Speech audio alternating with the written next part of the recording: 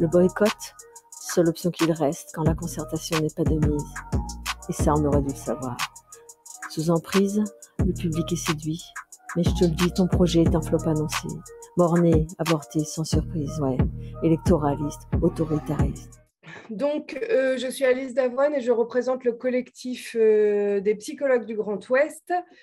Je vais vous raconter un petit peu notre histoire et ce qu'on fait dans un petit texte. Le 10 juin 2021, 500 psychologues se retrouvaient à Rennes pour protester contre l'arrêté du 10 mars, mais aussi pour l'augmentation des postes psy dans les services publics, contre la libéralisation de notre profession, contre notre paramédicalisation, entre autres, évidemment, il y avait d'autres choses. Après la manif, un petit groupe d'insatisfaits s'est retrouvé et a décidé que ce n'était pas assez. On a organisé très rapidement et de manière joyeusement bancale une première réunion par visio, puis d'autres. Puis un début d'organisation a vu le jour, toujours bancal, mais toujours joyeux, et qui aboutit à la création de notre collectif, un peu bancal donc. Le CoPsyGo a deux axes qui nous orientent autant qu'ils nous interrogent. Premièrement, nous tenons à défendre et à faire connaître notre titre et nos professions comme découlant des sciences humaines. Si notre profession est présente dans tant de lieux de soins, c'est parce qu'une des branches de la psychologie clinique, s'est intéressée à la folie et a suivi les professionnels qui sont préoccupés. Mais d'autres psychologues ont suivi d'autres champs et il en existe plus d'une dizaine. Il en résulte que les psychologues ne font pas communauté.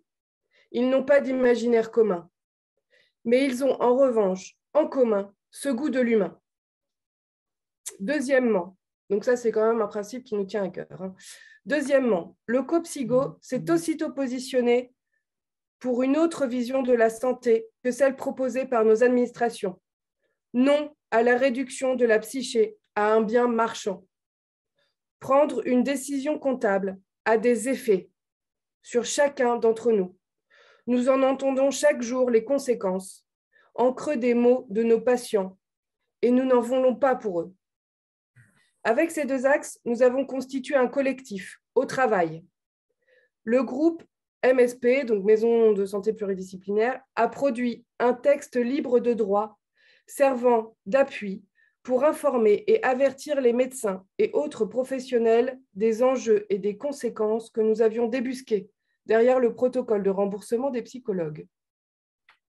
Le groupe Code de déontologie a œuvré à éplucher notre code afin de produire une affiche d'information. J'ai vu que Céline Soblowski l'avait glissé dans le fil de la discussion, si vous voulez, il y est. Donc, une affiche d'information à l'attention des patients et du grand public. Le groupe Tribune a écrit plusieurs tribunes pour qu'elles soient lues lors de manifestations, mais aussi publiées. L'une d'entre elles l'a d'ailleurs été dans Alternatives économiques.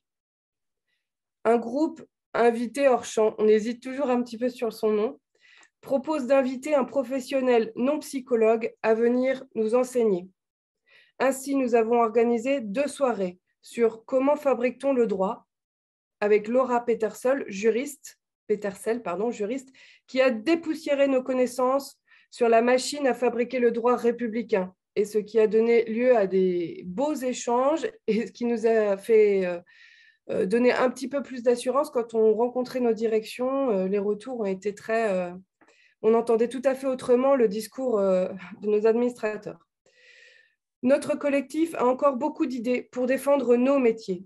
Je vous en propose quelques-unes qui nous ont traversées et qui sont vraiment au stade de l'idée.